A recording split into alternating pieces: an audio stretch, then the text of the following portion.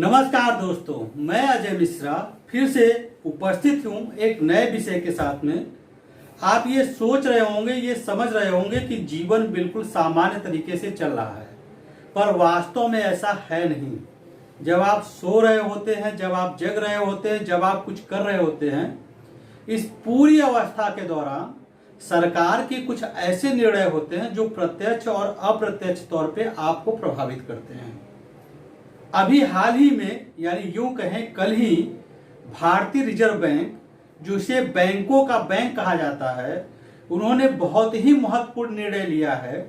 उस निर्णय का प्रभाव ये है कि एक पॉजिटिव प्रभाव है, एक निगेटिव प्रभाव है।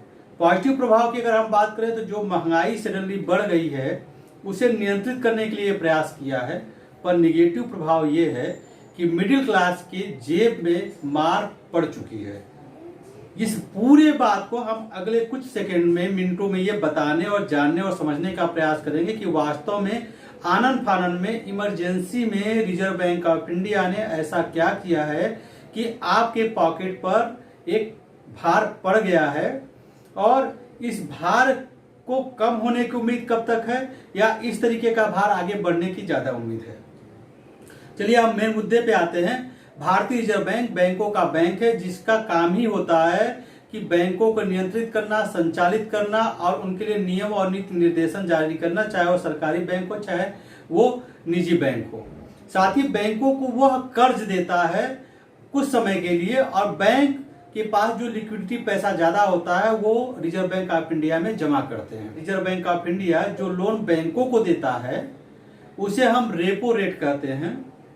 जब बैंकों के पास कैश या नकदी की ज्यादा हो जाती उपलब्धता, वो पैसा वो रिजर्व बैंक ऑफ इंडिया में जमा करते हैं, उसे हम CRR कहते हैं, इसे कैश रिजर्व रेशियो कहते हैं।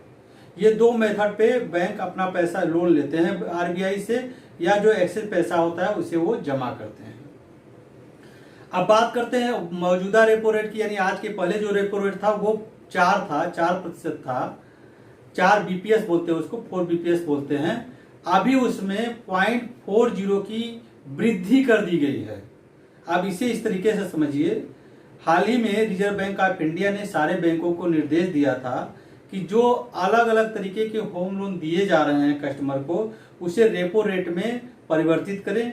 रेपो रेट ये होता है कि जिस दर पे बैंक को रिजर्व बैंक ऑफ इंडिया कर्ज देता है, उस पे बैंक अपने खर्चे और अपनी इनकम का मार्जिन सेट करके एडिशनल ऐड करके फिर कस्टमर को वो लोन देते हैं। और जैसे ही रेपो रेट कम या ज्यादा होता है, कस्टमर के ऊपर भार कम या ज्यादा पड़ता है। अब बात जिस तरीके से हम कर रहे हैं कि रेपो रेट की, रिजर्व बैंक ऑफ इंडिया 4% देता है। मैं उदाहरण के तौर पे चलिए मैं स्टेट बैंक ऑफ इंडिया का उदाहरण ले लूं। मान लीजिए स्टेट बैंक ऑफ इंडिया 3.9% पे आपको कर्ज दे रहा है, होम लोन दे रहा है, तो 4% तो रिजर्व बैंक ऑफ इंडिया ने जो डिसाइड किया वो है। और अगर 6.9 पे दे रहा है तो 2.9% जो है वो पार्टिकुलर बैंक का अपना खर्चा और व्यवस्थाएं हैं उस पे वो दे रहा है। तो इस तरीके से 6.9% पे आपको होम लोन मिल रहा है।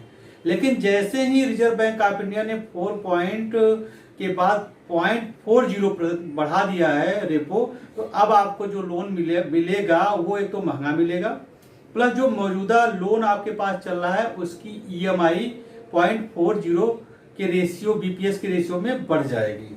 तो बात ये हो रही कि रिजर्व बैंक का ये जो डिसीजन लिया गया, एक तो ये आपको पार्टिकुलर नुकसान होने वाला के लिए EMI पे भार बढ़ने वाला है। इसके पीछे जो लॉजिक और रीजन दिया है भारतीय रिजर्व बैंक ने, उनका ये कहना है कि 2018 के बाद से ये हमने नहीं किया था, मार्केट में कैश लिक्विडिटी ज्यादा हो गई थी, इसलिए महंगाई बढ़ रही थी। अब इसको समझने का थोड़ा प्रयास करते हैं कि कैश लिक्विडिटी कैसे बढ़ती है, महंगाई कैसे होती है। अगर आपके पास में 100 रुपए हैं और आपके आसपास सारे लोगों के पास में 100 रुपए हैं, तो कोई चीज आप खरीदने जाएंगे तो ये हो सकता है 80 रुपए 90 रुपए आप पे करके उसको खरीद लें, क्योंकि आपके पास 100 रुपए है और उस चीज की आपको जरूरत है। पर अगर आपके पास में 20 रुपए है और वो चीज मौजूदा है, तो उसको 100 रुपए के भाव में जाएगी नहीं, वो 20 रुपए में उसका परचेज मूल्य निर्धारित हो जाएगा। तो जब मार्केट में कैश ज्यादा होता है, पैसा ज्यादा होता है, तो ऐसे में वस्तुओं का मूल्य बढ़ जाता है और महंगाई बढ़ जाती है। तो ये इसको नियंत्रित करने के लिए भारतीय रिजर्व बैंक क्या करता है कि रेपो रेट और सीआरआर में परिवर्तन करता है। जब देखता है मार्केट में नकदी कम है तो रेपो रेट घटा देता है, तो ईएमआई कम हो जाती है, वो कैश लिक्विडिटी कस्टमर के पास में, आम लोगों के पास जाती है, वो मार्केट में चला जाता है। लेकिन जब उसको लगता है कि पूरे मार्केट में पैसा ज्यादा हो गया है, महंगाई बढ़ रही है, तो उसको नियंत्रित करने के लिए रेपो रेट बढ़ा देती है और फिर जाकर के वो जो ईएमआई के थ्रू जाता है और कर्ज के थ्रू जो पैसा जमा होता है उसका भार बढ़ जाता है। यानी कि रेपो रेट बढ़ाने से 0.40 बीपीएस बढ़ाने से अब होम लोन सडनली थोड़ा सा महंगा हो जाएगा, या जो पर्सनल लोन आपको मिल रहा है वो महंगा हो जाए, विभिन्न तरीके के जो भी लोन आपको मिल रहे हैं वो थोड़े महंगे हो जाएंगे। और अगर हम बात करें सीआरआर की, कैश रिजर्व रेशियो होता है, जब बैंक ये जमा करते हैं पैसा रिजर्व बैंक ऑफ इंडिया में, तो 0.50 बीपीएस का उन्होंने मूल्य में वृद्धि किया हुआ है।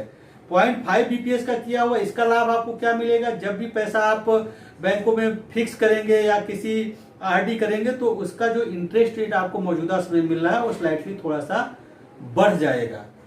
तो दोनों परिस्थितियों में कैश मार्केट से कम होता है कि लोगों के पास पैसा होता है, लगता है इंटरेस्ट ज्यादा मिलेगा तो पैसा ले जाकर के बैंक में फिक्स डिपॉजिट कर देते हैं, या जो लोग फिक्स डिपॉजिट नहीं करते हैं उनका जो होम लोन चल रहा है उसके माध्यम से ईएमआई बढ़ जाती है और वो दोनों चीजें आपको पार्टिकुलर वहां पे पहुंच जाता है। और इस तरीके से महंगाई को नियंत्रित करने का रिजर्व बैंक ऑफ इंडिया का ये प्रयास है। आज अगर आपने न्यूज़पेपर पढ़ा होगा तो न्यूज़पेपर में आपने देखा होगा कि देश के दिग्गज जो बड़े बड़े बिजनेसमैन हैं, जो लोग हैं, उन लोगों के कमेंट आए हैं, बैंकर्स के आए हैं, बड़े बड़े अधिकारियों के आए हैं। उनका ये कहना है कि जो आरबीआई ने 0.40 बीपीएस ये बढ़ाया है रेपो, ये कम बढ़ाया है, इसे और बढ़ाना चाहिए, कम से कम न्यूनतम 1 बीपीएस बढ़ाना चाहिए, 4 से 5 करना चाहिए। और अगर ऐसा होता है तो निसंदेह ये मान लीजिए कि आपकी ईएमआई और बढ़ जाएगी।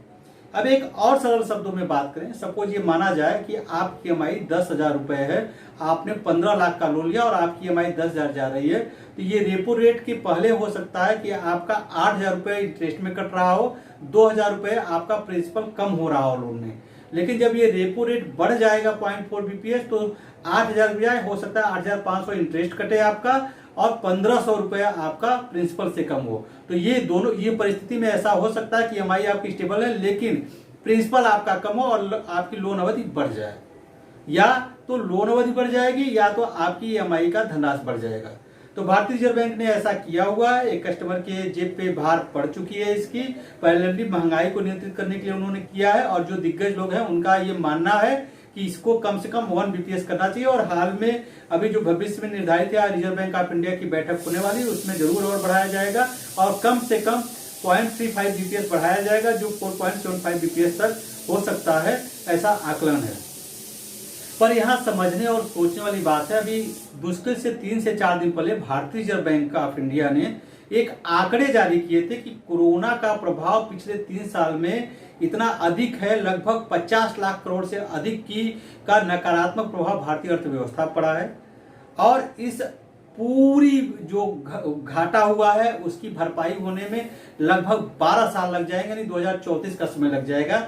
ये आंकड़े खुद भारतीय रिजर्व बैंक उन्होंने जो ये बातें कही थी अभी कुछ दिन पहले और अभी उन्होंने रेपो रेट बढ़ा दिया, इन दोनों बातों में असमानता है और कहीं ना कहीं आनंद फानंद लिया गया डिसीजन लगता है। पर अभी आपको क्या करना है, आपके लिए क्या सहूलियत होगी कि अगर आपके पास में पैसे हैं और होम लोन चल रहा है तो आपके लिए बेहतर ये होगा कि आप उसको जमा करके, अगर फोरक्लोजर करके आप पूरा पैसा जमा करके कम करना चाहते हैं, बंद करना चाहते हैं तो बंद कर सकते हैं। अगर बंद नहीं करना चाहते हैं, ईएमआई के भार को थोड़ा कम करना चाहते हैं, तो अगर आपका 10 लाख का लोन है, 1,00,000 रुपया और डाल दीजिए, जिससे जो ये रेपो रेट बढ़ेगा तो आपकी अवधि पे कोई अंतर नहीं पड़ेगा और हो सकता है कि आपके टेन्योर में आपका पार्टिकुलर जो होम लोन है वो पूरा हो जाए।